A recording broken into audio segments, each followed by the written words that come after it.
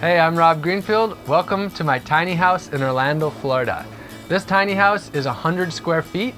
I built it for under $1,500, all using about 99% repurposed and secondhand materials, while creating just about 30 pounds of trash. So today, I'm going to give you a tour of my simple, sustainable life and show you my homestead.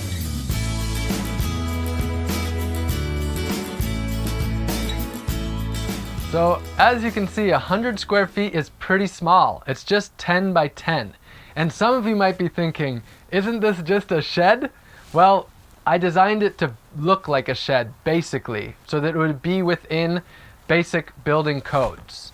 The most important thing is the bed. A lot of my life is outdoors, and this is really just about having a comfortable place. Underneath the bed is storage for my basic stuff. A big part of this place really is food. It's for storing food and processing food and such. Over here, this is a bounty of pumpkins from my garden. Here is the fermentation station, making jun, which is like kombucha, apple cider vinegar, fire cider, honey wine and such. Here I have my bookshelf, a lot of books about how to grow food and live sustainably. And then if we come over here, a lot more food. My project that I'm focusing on right now is 1 year of growing and foraging 100% of my food. And so that's really the centerpiece of everything that I'm doing while I'm here in Orlando for about 2 years. So fruits and veggies that I've harvested from my garden and from foraging. Up here, honey from my bees. I harvested about 75 pounds of honey, somewhere around there this fall. I don't have a whole lot of possessions. I aim to live pretty simply. This is all my clothes on this shelf and then some of my basic items. So the desk I built out of leftover materials from the build and pallet wood. 99% of this house is built with secondhand materials and repurposed materials.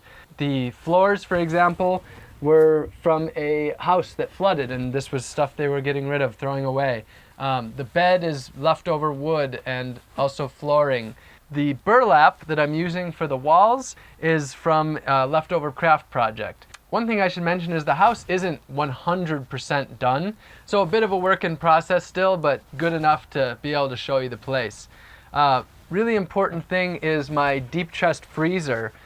This year I'm growing and foraging 100% of my food, so this is a really important thing for being able to store a lot of food. And that brings me to electricity. My original plan here was to live off the grid like I did in my first tiny house in San Diego. But with this project, I found that it just wasn't quite the right match to be completely off the grid. And I'm only using about $100 worth of electricity per year. So since I'm here just for 2 years, it didn't necessarily add up to put a large solar system here when I'm using such a tiny amount of electricity. So what I have is just an extension cord that's running from here on the property. So that's pretty much the inside of the house. It's quite simple. There's not a lot to say about it because most of my time is spent outdoors, in the garden, in my community. And so let's move on to the outside. I really like having an outdoor kitchen because I enjoy being outside. And also when I spill things on the ground, they just soak right in, which means a lot less cleanup. This kitchen was built using leftover materials from the tiny house build. And I have a light that runs here on top. It's pretty simple. Has a battery which I can either charge using my small solar panel or it can be charged inside. I actually have 4 ways of cooking food. The first is a not sustainable form, and the other 3 are renewable energy forms. So the first one is just using a basic propane camp stove. I'm working to move away from that completely so that I'm using all alternative energy. The main replacement for that is a home biogas stove. So this actually converts food waste into methane, which can then be used to cook with, and I'll show you that. Secondly is a solar oven, which just uses the sun, which we have plenty of, to cook. And then third over here is my fire pit. So if I'm cooking like large quantities, I have a 5-gallon pot that can go right on top of here. So this is the biogas. It works like a human stomach in many senses. So one thing that happens when we eat, one of the byproducts is gas, of course. So how can you trap that gas and actually use it for something good? How it works is you simply put food waste into it. I get a lot of food waste from a local restaurant. Simply put the food waste into here. It goes into the stomach. There's bacteria in there, and the byproduct of their digestion is gas. So this up here is a bladder that holds the gas. It's pressurized to push it down. And then just out the back, there is a pipe that goes over to the kitchen and delivers the gas to the stove. Another great byproduct of this system is a bucket full of fertilizer, really nutritious for the plants. So here's the sink. It's extremely simple. This is a 55-gallon barrel in the back, and that holds rainwater. And then it's just gravity fed. I use a biodegradable gray water safe soap so that this water doesn't have to go to a sewage treatment plant. Instead, what happens is it goes just down the drain, and then there's a tube that just goes out the back, and then back there I have bananas, which are really water-loving plants. So this water, all the water that goes through the sink, doesn't go off-site to a waste treatment plant. Instead, it actually grows food on-site. Also back there, I have my compost bin. The reason I really like my compost bin right there is I can actually toss food in standing right here. So it's really easy to access. So I create very minimal garbage. The little bit of actual trash that I do create, I just put in the trash can of the property. But mostly food waste, yard waste, paper, cardboard, all of that can go right into the compost bin, and that is used to grow food rather than be somebody else's problem. Also here is my drinking water. So it's a pretty great system. It's called a Berkey, and this can be used for purifying rainwater, water from lakes and rivers, or city water. I have my rainwater barrels right here behind the house. I simply stick a pitcher down here, and then my rainwater is purified to be delicious and great for drinking. Rainwater harvesting is very easy, not complicated at all. The water just falls down onto the roof, into a gutter. Instead of having a downspout, I have a rain chain. The water just falls into this barrel, and then it's stored right there. Really simple as that. I have multiple barrels, and they're just simply connected by a pipe. So this might be the part of my homestead that I'm the most excited to show you. This is a 100% closed loop composting toilet system. You have two toilets, this one for going pee and this one for going poop. Pee is a bucket, a 5-gallon bucket under here that's filled with water. It's used for about a day, and then basically the pee is diluted by about a 10-to-1 ratio. That water is then simply dumped onto fruit trees, bushes, and such to grow food. Poop goes into this one.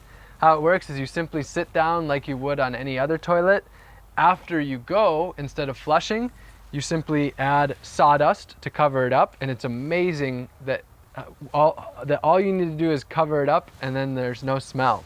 Instead of buying toilet paper, I grow my toilet paper right here on site. This is called the blue spur flower.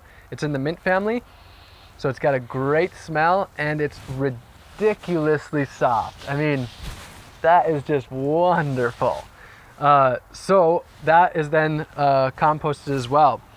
The poop goes into these 55-gallon drums, where it's then composted for a year to make it completely safe, and then it's used on fruit trees to grow fruit. So this is a 100% closed loop compost toilet system that doesn't create any problems for anyone else, and instead makes fertility.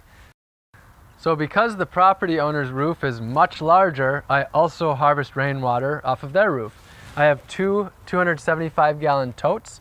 This is used for watering the garden, for filling up the barrel at the sink, and for showering. This is my shower right here.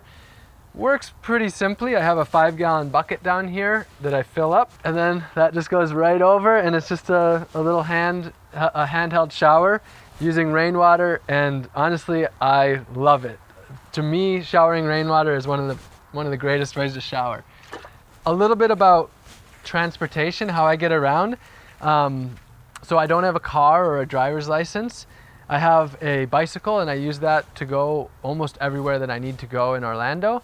And then I also have a bicycle trailer, and that bicycle trailer can carry up to 300 pounds. So I can use that for hauling lots of stuff in my garden, tools or huge hauls of food. I can also use that for furniture, materials for the house, things like that. Lastly, let's move on to the garden. So one of the most frequent questions that I'm asked is, do I own the land? How did I find the land? Do I pay rent? What I've done is a work exchange. So I met someone who's always wanted to live sustainably, who's wanted a homestead for 25 years. And in exchange for me setting up my tiny house on her property for these couple of years, I'm helping her do that. And then everything that I create will be hers for the years to come. So I'm helping her grow her own food. I've turned the whole front yard into a garden. And the tiny house, after I leave, will be hers to use however she wants. So it's a exchange rather than a monetary transaction. We don't have a monetary transaction. Instead, it's how can we work together to meet each other's needs? And that's what my life is all about. Reducing the ways that we have to work for money, and instead, how can we work together to help each other out? There is a lot going on here, and I can't possibly squeeze it all into one video. But if you have a desire to live in a way that's better for the earth, your community, and yourself, then I am here at your service, and there'll be plenty more videos to come. If you were inspired and you got something out of this, then I would really encourage you to subscribe and stay in touch. I love you all very much, and I'll see you soon. Oh, one thing to mention, this is a little squatty potty that I made. It's really, it's known that having your legs raised at this angle is much better for pooping. So anyway, wanted to mention that.